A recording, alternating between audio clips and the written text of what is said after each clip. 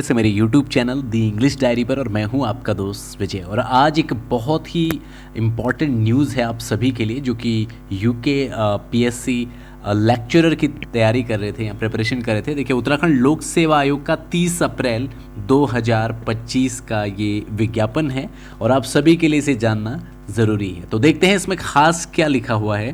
उत्तराखंड विशेष अधीनस्थ शिक्षा प्रवक्ता संवर्ग गौ सेवा सामान्य शाखा एवं महिला शाखा परीक्षा 2024 हेतु जारी विज्ञापन दिनांक 18/10/2024 द्वारा गतिमान चयन प्रक्रिया को निरस्त किए जाने विषयक, यानी जो वो भर्ती आई हुई थी, वैकेंसी आई हुई थी, जो नोटिफिकेशन आया था, उसे निरस्त कर दिया गया है। ये तो हमें पहली लाइन से क्लियर हो रहा है, लेकिन आगे भी इसको पढ़ लेते हैं। विज्ञप्ति में पूरी डिटेल क्या लिखी हुई है और समझते हैं कि क्या इसमें कहने की कोशिश की गई है। तो देखिए, यहाँ पे हम पढ़ना स्टार्ट कर रहे हैं। आप ध्यान से इस चीज़ को समझिएगा कि क्या होने वाला है।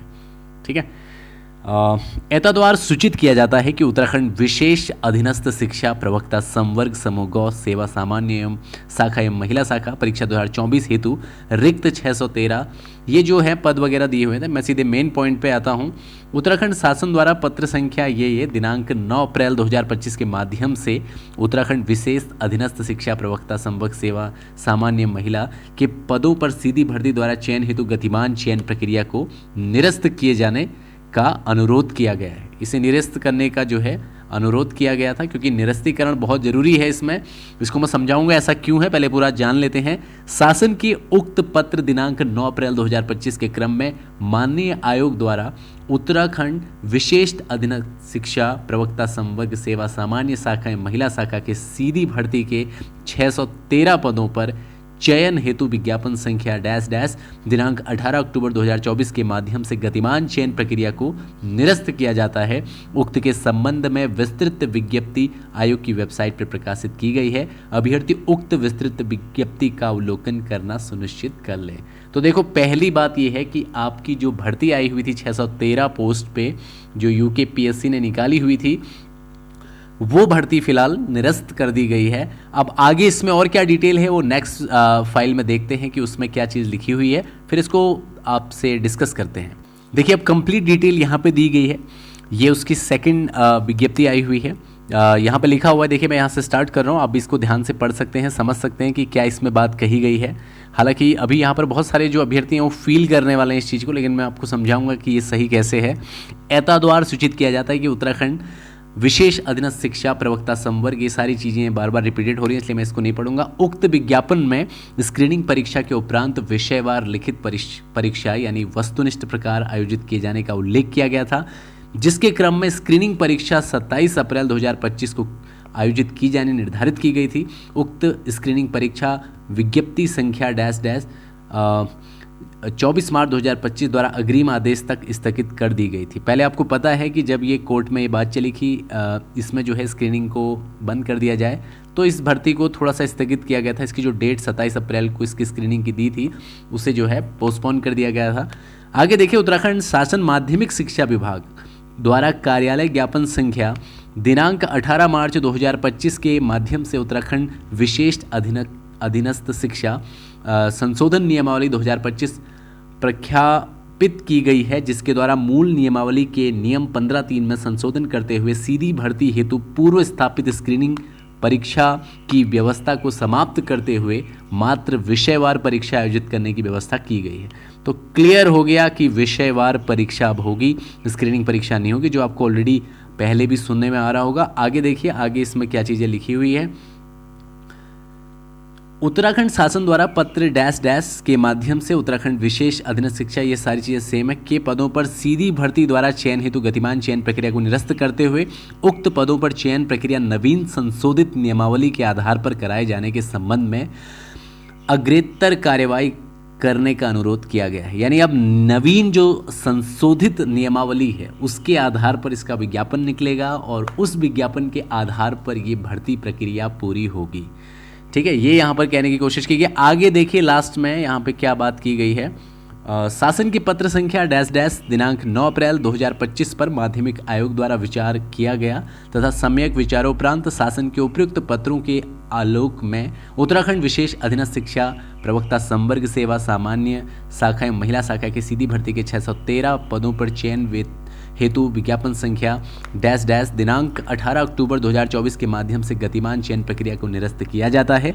उत्तराखंड शासन से संशोधित नियमावली के आधार पर नवीन अधियाचन प्राप्त होने के उपरांत आयोग द्वारा उक्त पदों पर चयन हेतु पुनः विज्ञापन प्रकाशन की कार्यवाही की जाएगी, जिससे संबंधित विस्तृत विवरण पृथक से तत्समय प्रकाशित किया जाएगा। देखिए ये जो लाइन है यहाँ से, ये बहुत इंपॉर्टेंट है। इसको अब मैं दोबारा रिपीट कर रहा हूँ कि उत्तराखंड शासन से संशोधित नियमावली के आधार पर, यानी जो उत्तराखंड शासन ने संशोधित नियमावली बनाई है उसके आधार पर नवीन अधियाचन प्राप्त होने के उपरांत, पहले अधियाचन जाएगा आयोग को, ध्यान दीजिएगा, सरकार ने अभी तो जो है नियमावली में संशोधन किया है, अब इसका अधियाचन दोबारा से जो है आयोग को जाएगा। उपरांत आयोग द्वारा उक्त पदों पर चयन हेतु पुनः विज्ञापन प्रकाशन की कार्यवाही की जाएगी। यानी जब यह अधियाचन जाएगा उसके बाद दोबारा से जो है इसका नोटिफिकेशन निकलेगा, इसका विज्ञापन निकलेगा, जिसे संबंधित विस्तृत विवरण पृथक से तत्समय प्रकाशित किया जाएगा। यानी जो भी उसमें आगे जाके ये डिसाइड करेंगे कि पेपर किस तरह से होगा या उसके सिलेबस वगैरह में कुछ चेंजेस होंगे या नहीं होंगे, ये सारी चीज़ें आपको अब नए नोटिफिकेशन में पता चलेगा। अब देखो दोस्तों, यहाँ पर आप लोगों के लिए सबसे बड़ी एक दुविधा की बात ये हो गई है कि चलो ठीक है, स्क्रीनिंग तो यहाँ पर अब क्लियर हो गया। देखिए सबसे पहली बात मैं इस पॉइंट पे आता हूँ कि भर्ती जो है, जो निकली थी, जो नोटिफिकेशन निकला था, इसको निरस्त करना ज़रूरी क्यों था। देखो अगर ये निरस्त नहीं होती तो ये भर्ती मान लीजिए आपका डायरेक्ट ये लोग मेंस एग्ज़ाम करा लेते, मेंस एग्ज़ाम कराने के बाद ज़रूर ये जो मामला है कोर्ट में चला जाता, और चलती भर्ती प्रक्रिया के दौरान अगर हम जो है नियमावली में परिवर्तन करते हैं तो ऐसी भर्तियाँ जो है वो लास्ट में निरस्त ही की जाती हैं, क्योंकि चलती भर्ती प्रक्रिया में किसी भी प्रकार का जो है संशोधन या नियमावली परिवर्तन जो है वो कानूनी तौर पे सही नहीं होता है, नियम जो है नियमानुसार वो नहीं होता है। तो इस वजह से ये ज़रूरी था कि इस भर्ती को निरस्त किया जाता है। इसका मैं एग्जांपल आपको दे रहा हूँ। जब कला विषय में लास्ट ईयर जो भर्ती थी 2020 वाली LT की, उसमें जब कला विषय में चलती भर्ती प्रक्रिया में संशोधन हुआ था नियमावली में, उसी के चलते कला विषय वाले जो अभ्यर्थी हैं उनकी भर्ती जो है या उनका अंतिम चयन जो है उसे रोक दिया गया था और निरस्त कर दी गई थी वो सभी पोस्ट को। अभी फ़िलहाल वो वर्तमान जो गतिमान जो LT भर्ती है उसमें जो है फ़िलहाल अब जाके वो शायद नंबर ऑफ सीट्स को ऐड किया गया है। तो देखिए सबसे पहले इस नोटिफिकेशन का, इस विज्ञापन का निरस्त होना वाकई बहुत ज़रूरी था। UKPSC का ये एक अच्छा निर्णय है। कई लोगों को बुरा लग रहा होगा, ऑब्वियस सी बात है कि स्क्रीनिंग की काफ़ी तैयारी आप लोगों ने की होगी और आप सोच रहे होंगे कि यार सारी मेहनत ख़राब चली गई। लेकिन याद रखिएगा, ज़िंदगी में जो भी आपने मेहनत की होती है वो कभी भी ख़राब नहीं जाती है, कहीं ना कहीं वो आपको फ़ायदा ज़रूर देगी। लेकिन फ़िलहाल अगर हम जो बात कर रहे हैं कि ये जो आयोग ने अभी किया है, ये कब तक इसका क्लियरेंस आएगा, देखिए थोड़ा समय और थोड़ा धैर्य, थोड़े पेशेंस आपको और रखने पड़ेंगे। सबसे पहली बात तो ये है कि आपको जो है अपने विषय के अलावा चीज़ों को पढ़ने की आवश्यकता अब नहीं पड़ेगी। ऑब्वियस सी बात है, एक लेक्चरर यानी अपने विषय विशेषज्ञ जो है हमें जो विद्यालयों में चाहिए होते हैं, उनके लिए जो है सामान्य ज्ञान, ये सारी चीज़ें जो मल्टीपल आप सब्जेक्ट्स को लीड कर रहे थे, पढ़ रहे थे, तो वो चीज़ें आपके लिए हट गई हैं। कई लोगों के लिए खुशी की खबर होगी, कई लोग ये भी सोचेंगे कि यार हम पहले उसको करते, कंपटीशन कम हो जाता, फिर जो है केवल वही लोग आगे जाते जो स्क्रीनिंग क्रॉस करते।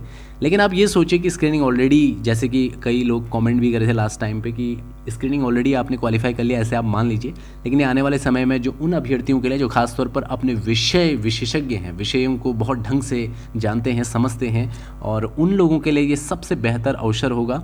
और दोस्तों मैं ये कहूँगा भी, जो विषय विशेषज्ञ होते हैं या जिनको उस विषय की बहुत अच्छी नॉलेज है, क्यों नहीं उनको ऐसा अवसर दिया जाए कि वो विषय की दक्षता दिखाएं, ना कि अपनी GS या GK या, क्योंकि ये तो सारे जनरल एग्जाम्स में भी हो रहे हैं। क्योंकि स्कूल्स में अगर इंग्लिश का टीचर चाहिए तो ऑब्वियस सी बात है कि उसको इंग्लिश प्रॉपरली उसका जो है अच्छा होना चाहिए, या मैथ्स का है तो उसकी मैथ्स अच्छी होनी चाहिए।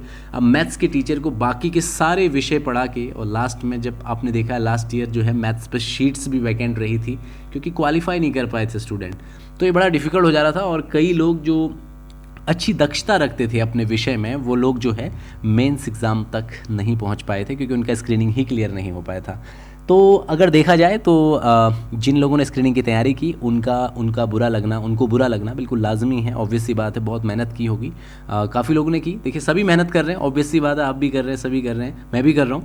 लेकिन अब जो है स्क्रीनिंग अगर हट गई है तो अब आप इसको अपने दिमाग से भी हटा लें, क्योंकि यहाँ पर सिंपल सी बात है कि जब ये कार्मिक विभाग द्वारा ये सभी चीज़ें जो पूरे उत्तराखंड शासन जो है, क्योंकि देखो ये भी हमारी ही डिमांड थी कि हम इसमें संशोधन चाहते थे, हम में से ही कुछ लोगों की, हम में से एक बहुत बड़ा मास इस पर जुड़ा था और ऑब्वियस सी बात है जो है गवर्नमेंट ने इस पर स्टेप लिया और कहीं ना कहीं अभ्यर्थियों की सुनी। तो कहीं ना कहीं ये एक प्रकार से देखा जाए तो जो यूथ हैं उनकी आवाज़ जो है वो काफ़ी आगे तक पहुंची और ये सारी चीज़ें चेंज हुई। अब देखिए यहाँ पर थोड़ा सा एक सवाल ये है कि क्या स्क्रीनिंग परीक्षा हटने के बाद जो मेंस एग्ज़ाम होगा इसके सिलेबस में परिवर्तन होगा या नहीं। देखो फिलहाल ये कह पाना तो बहुत मुश्किल है, मैं इसकी श्योरिटी नहीं दे सकता भाई कि सिलेबस चेंज नहीं होगा, लेकिन मैं ये भी नहीं कह सकता कि सिलेबस चेंज होगा। अब देखो यहाँ पर मेन चीज़ ये है कि अगर सिलेबस चेंज होगा भी तो क्या हो जाएगा, सिलेबस चेंज होने में क्या हो जाएगा बताइए। क्या विलियम शेक्सपियर के क्वेश्चंस नहीं आएंगे, क्या विलियम शेक्सपियर को हटा दिया जाएगा, वर्ड्सवर्थ हट जाएगा, टेनिसन हट जाएगा? बिल्कुल नहीं हटेगा जी। मैं इंग्लिश सब्जेक्ट की बात कर रहा हूँ क्योंकि आपको पता है कि ये चैनल का नाम है द इंग्लिश डायरी और हमेशा मैं इंग्लिश के बारे में ही आपको चीज़ें बताता हूँ, जो कि LT के टाइम पे भी मैंने बहुत सारी कोशिश की थी आप लोगों की हेल्प करने की। देखिए जो मेजर राइटर्स हैं वो कभी भी किसी भी सिलेबस से नहीं हट सकते, तो आप अपने जो मेजर राइटर्स हैं उनको प्रॉपरली जितना डिटेल्ड हो सके उनके प्लेज, ड्रामास, पोइट्री जो भी आप पढ़ रहे हैं उसको बहुत अच्छे से आप लोग जो है डिटेल में पढ़ते रहिए। ये मत सोचिए कि सिलेबस चेंज होगा, मैं बैठा रहूँ, जब सिलेबस आएगा फिर मैं प्रिपरेशन करूँगा। Don't do this. आप ग्रामेटिकल जो चीज़ें हैं वो आपको पढ़नी पड़ेंगी, ऑब्वियस सी बात है। ग्रामर में हो सकता है एक दो और चीज़ें ऐड हो जाएं, लेकिन ये जो चीज़ें हैं ये तो कम नहीं हो सकती, ये तो पूछे ही जाएंगे, तो ये भी आप प्रिपेयर करते रहें। और जो मेजर राइटर्स हैं, मेजर ही हैं मोस्टली क्योंकि इसमें सेलेक्टेड ही पोर्शन दिया हुआ था और मुझे तो लगता है कि ज़्यादा खास चेंजेस होने की वैसे उम्मीद नहीं है। हाँ होंगे तो कुछ टॉपिक्स हो सकता है कि वो ऐड कर दें। और तो फिलहाल आप जो है जो मेजर राइटर्स हैं उनको अच्छे से कवर कीजिए, उनके जो है वर्क्स वगैरह डिटेल में आप पढ़िए। बहुत जल्द जो है लेक्चरर्स के लिए अब हम भी जो है सिलेबस को लेके चलेंगे। और सिलेबस को क्या लेके चलेंगे, सिलेबस तो अभी फाइनल नहीं है, लेकिन जो मेजर राइटर्स हैं उन पे जो है आपको लेक्चर्स मिलेंगे इस चैनल पे।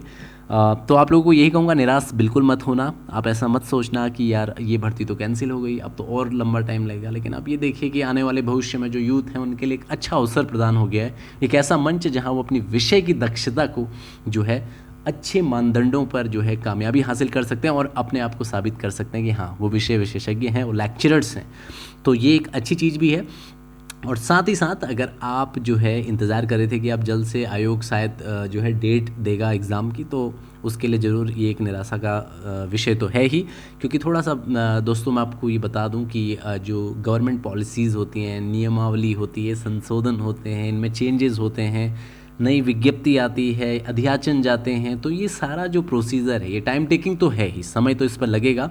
लेकिन आप जो है लगातार बने रहिए क्योंकि आपको सफलता पानी है। और मैं आप लोगों को एक लाइन यहाँ पर बोल रहा हूँ, इसको हमेशा याद रखना कि सफलता मेहनत और अनुशासन का नतीजा है, चमत्कार नहीं है। जो इसे चमत्कार समझेंगे वो केवल और केवल खुद को मूर्ख बनाएंगे, ये बात याद रखिएगा। तो आज की वीडियो में इतना ही। अगर आप लोग, हाँ मैं आप लोगों की जो लेक्चरर की क्लासेस हैं, लेक्चरर्स की जो क्लासेस इंग्लिश से रिलेटेड रहेंगी, अगर वो मैं तभी शुरू करूँगा जब आप में से लोग कमेंट करेंगे और ज़्यादा से ज़्यादा जब कमेंट्स आएंगे कि हाँ अब जो है आप प्रिपरेशन स्टार्ट करा दीजिए, देन मैं स्टार्ट कर दूंगा। तो आज की वीडियो में इतना ही, मिलते हैं नेक्स्ट वीडियो में। Thank you so much for watching this video.